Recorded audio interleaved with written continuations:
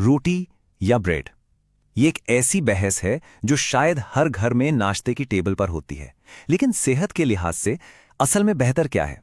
तो चलिए आज इसी सवाल की तह तक जाते हैं और पता लगाते हैं कि हमारी प्लेट में क्या होना चाहिए। तो सवाल यही है कि असली चुनाव क्या है।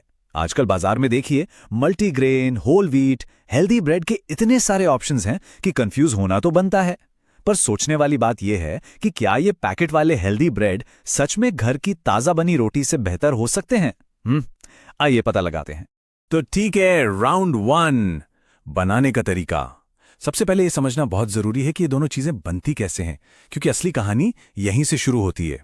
देखिए, फर्क बिल्कुल साफ है। एक तरफ है घर की रोटी जो बस ताजे आटे और पानी से बनती है, कोई यीस्ट नहीं, कोई प्रिजर्वेटिव नहीं, बिल्कुल फ्रेश।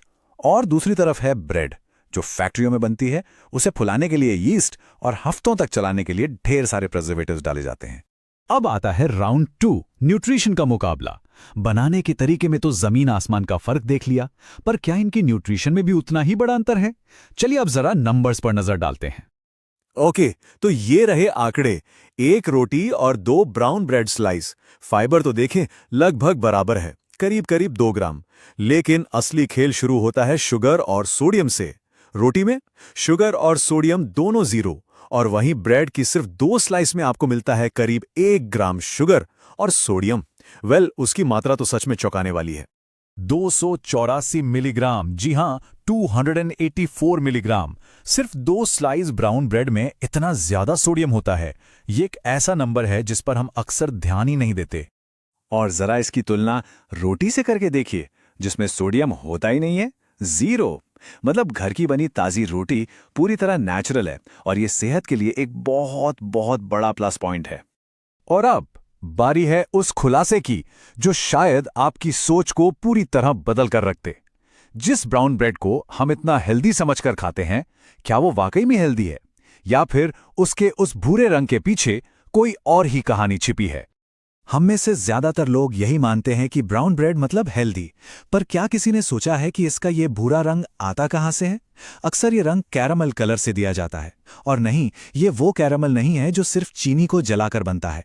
देखिए, इस कैरेमल कलर को बनाने की प्रक्रिया में एक केमिकल बन सकता है, 4-मिथाइल इमिडाज़ोल, जिसे कुछ स्टडीज में कैंसर के खतरे से भी जोड़ा गया है।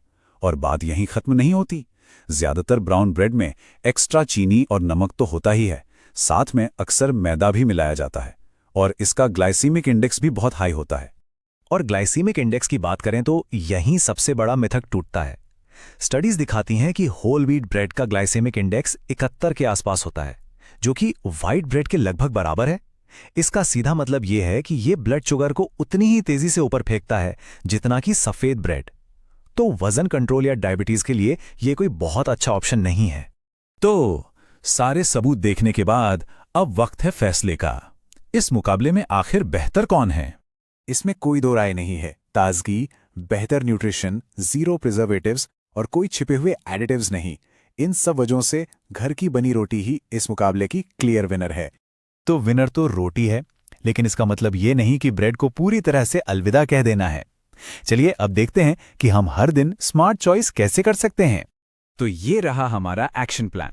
पहला, अपनी रोटी को सुपरचार्ज कीजिए। उसमें बेसन, जौ या ज्वार जैसा आटा मिलाइए, इससे प्रोटीन और फाइबर बढ़ेगा। दूसरा, रोटी को हमेशा प्रोटीन के साथ खाइए, जैसे दाल, पनीर या चिकन। तीसरा, रोटी पर थोड़ा सा घी लगाना अच्छा है, ये विटामिन्स को एब्जॉर्ब करने में मदद करता है और जीआई भी कम करता है। और आखिर में चौथा, अगर कभी ब्रेड खानी है तो लेबल पढ़कर 100% होल ग्रेन वाली ही चुनें और उसे भी मॉडरेशन में खाएं। तो अब जब सारी सच्चाई सामने है, सवाल फिर से वही है, सेहत के लिए आज आपकी प्लेट में क्या होगा?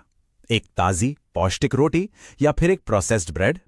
उम्मीद है अब यह फैसला लेना थोड़ा आसान हो गया होगा।